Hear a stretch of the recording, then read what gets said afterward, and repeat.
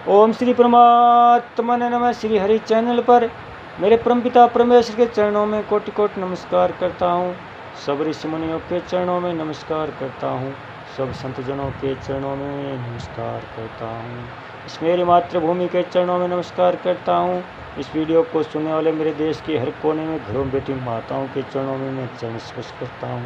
बहनों भाइयों को प्यार भरा नमस्कार। यह वीडियो श्री कृष्ण अर्जुन संवाद का है। जब महाभारत युद्ध में अर्जुन धर्म संकट में था, तनाव में था, चिंताओं से घिर गया था, वो निर्णय नहीं ले पा रहा था, तब भगवान की शरण में गया। भगवान ने गीता का उपदेश दिया, धर्म संकट से बाहर निकाला और अंत में विजय श्री का ताज पहनाया। इसलिए वीडियो सुनने मात्र से ही मानसिक तनाव, चिंताग्रस्त शारीरिक तनाव से मुक्ति मिलेगी।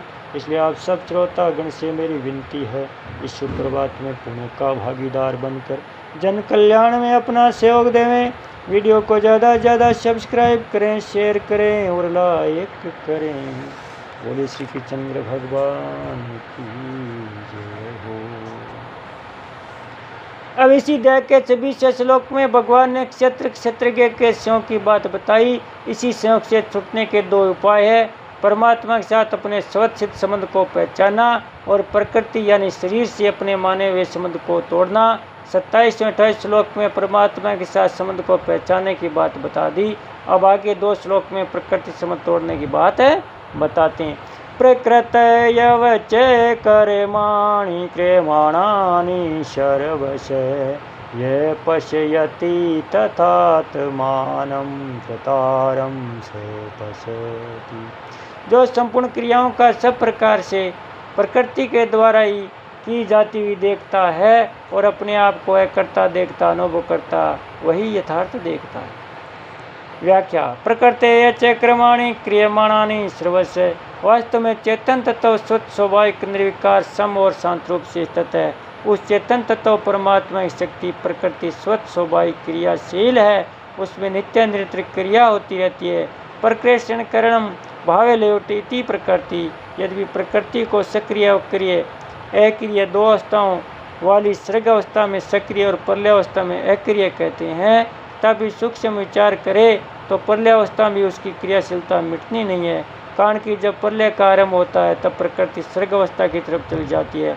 इस प्रकार प्रकृति में सूक्ष्म क्रिया चलती रहती है। प्रकृति की सूक्ष्म क्रिया को ही अक्रिय अवस्था कहते हैं, क्योंकि इस अवस्था से में सृष्टि की रचना नहीं होती, परंतु महासर्ग में जब सृष्टि की रचना होती है तब सर्ग के आरंभ से सर्ग के मध्य तक प्रकृति सर्ग की तरफ चलती है और सर्ग का मध्य भाग आने पर प्रकृति प्रलय की तरफ चलती है।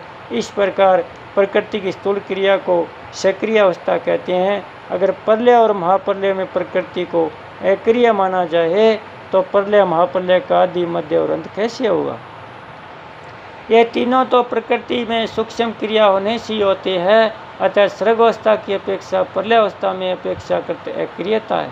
श्रोता अक्रियता नहीं है। सूर्य का उदय होता है, फिर वह मध्य में आ जाता है और फिर वह अस्त हो जाता है, तो इससे मालूम होता है कि प्रातः सूर्योदय होने पर प्रकाश मध्याह्न तक बढ़ता जाता है और मध्याह्न से सूर्यास्त तक प्रकाश घटता जाता है। सूर्यास्त होने के बाद आधी रात तक अंधकार बढ़ता जाता है और आधी रात से सूर्योदय तक अंधकार घटता जाता है। वास्तव में प्रकाश और अंधकार की सूक्ष्म संधि मध्याह्न और मध्य रात ही है, पर वह दिखती है सूर्योदय और सूर्यास्त के समय। इस दृष्टि से प्रकाश और अंधकार की क्रिया मिटती नहीं, प्रत्युत निरंतर होती ही रहती है। ऐसे ही सर्ग और प्रलय, महासर्ग और महाप्रलय में भी प्रकृति में क्रिया निरंतर होती ही रहती है। इस क्रियाशील प्रकृति के साथ जब यह पुरुष संबंध जोड़ लेता है तब शरीर द्वारा होने वाले स्वाभाविक क्रियाएं तादात्म्य में कारण अपने में प्रतीत होने लगती है। यह पश्यति तथा आत्मानं कर्तारं स पश्यति।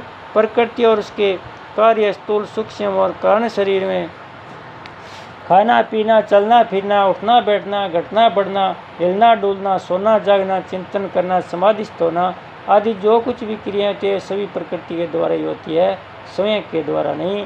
क्योंकि स्वयं में कोई क्रिया होती ही नहीं। ऐसा जो देखता है अर्थात अनुभव करता है वही वास्तव में ठीक देखता है। कारण कि ऐसा देखने से अपने में एक कर्तृत्व व कर्तापन का अनुभव हो जाता है। यहाँ क्रियाओं को प्रकृति के द्वारा होने वाली बताया, वही कहीं गुणों के द्वारा होने वाली बताया और कहीं इंद्रियों के द्वारा होने वाली बता। ये तीनों बातें एक ही है। प्रकृति सबका कारण है, गुण प्रकृति के कार्य है और गुणों का कार्य इंद्रिया है। अतः प्रकृति गुण और इंद्रिया के द्वारा होने वाली सभी क्रियाएं प्रकृति के द्वारा होने वाली कही जाती है।